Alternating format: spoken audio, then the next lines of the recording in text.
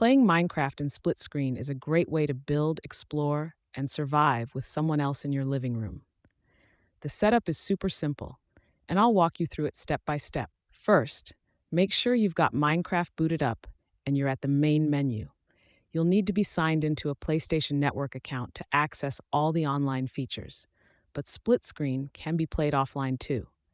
Before jumping into split screen, ensure that both controllers are connected to your PS5. The second player will need to sign in as a guest or with their own PSN account. With both controllers ready, start a game by selecting Play and choosing a world to load. You can use an existing world or create a new one for your co-op adventure. As the world loads, you'll be greeted with your familiar Minecraft surroundings. Now it's time to bring your co-op buddy into the game. Have the second player press the PS button on their controller. This will prompt a sidebar for them to join as a guest or log in.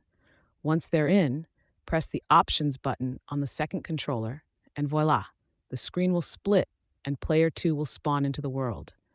Keep in mind that split screen is available for up to 4 players, so you can add even more friends if you like.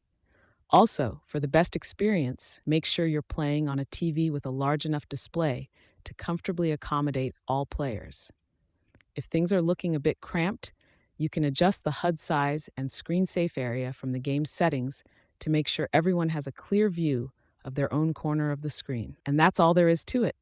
You're now ready to embark on a split-screen adventure in Minecraft on your PS5.